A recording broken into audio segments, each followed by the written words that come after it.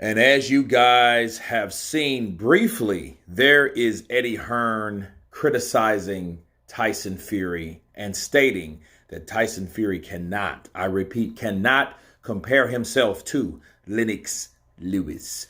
Big up England, big up. Get this. Eddie says, do you think Fury can elevate his legacy by taking on more top contenders? Eddie Hearn claims that Tyson Fury won't go down as a great like Lennox Lewis unless he defeats more top heavyweights. Hearn emphasized that beating only Deontay Wilder isn't enough, saying Fury must fight the likes of Anthony Joshua and Alexander Usyk to secure his legacy. You have to beat the fighters of your era, Hearn remarked, questioning Fury's place among heavyweight legends. And let me counterpunch.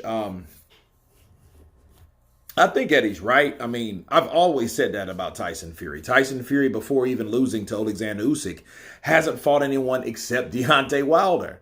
Now, he fought Dillian Whyte, but Dillian Whyte is deemed, until he shows what he is still worth, we don't know how good that win really was, because everyone that knew Dillian Whyte or anything about Dillian Whyte knew he could not take an uppercut on the chinny chin chin. Everyone knew that.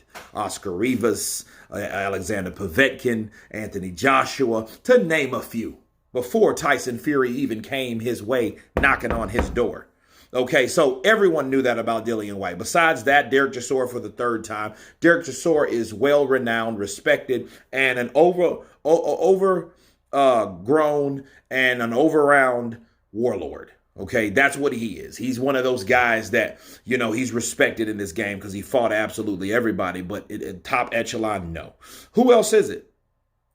You know what I mean? You fought Francis Ngannou. You fought Otto Weiland.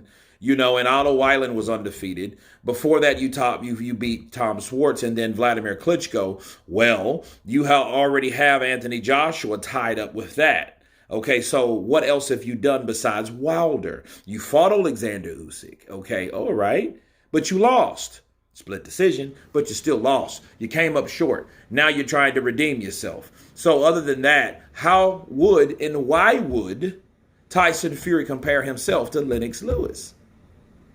You see what I mean? I don't even think that should be a discussion right now. Now, to be fair, to play devil's advocate, Tyson Fury being criticized by Eddie Hearn may be, though, just might, regardless of how true it is, the reasoning behind Eddie Hearn criticizing Tyson Fury may be the fact that he's lost a lot from his fighters. A lot of his fighters have lost. This has been the worst year in Matchroom, probably in Matchroom history, to be fair. You know what I mean? So him deflecting to guys like Tyson Fury may be the reason to take steam or attention away from himself. So we have to keep it a buck and put all the cards on the table simply based on the fact that that could be the case. Okay? You know what I mean? Because I haven't heard Tyson Fury, honestly, speak of Deontay Wilder lately. The only person I've heard him speak of is Alexander Usyk, and that's sure as hell the person he's supposed to be speaking of.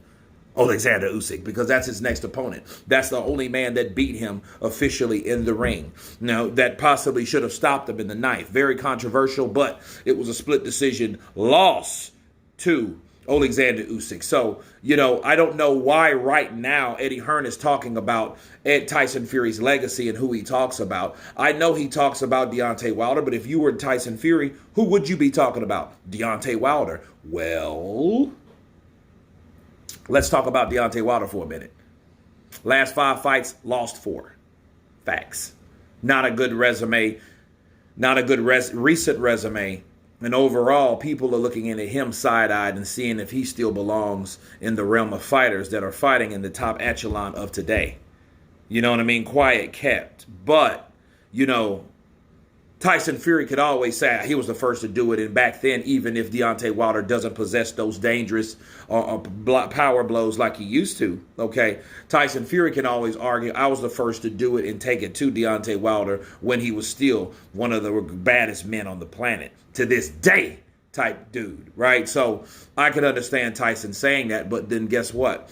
Again, that goes and that's in the same circle as something and things that you used to do versus what you're doing now.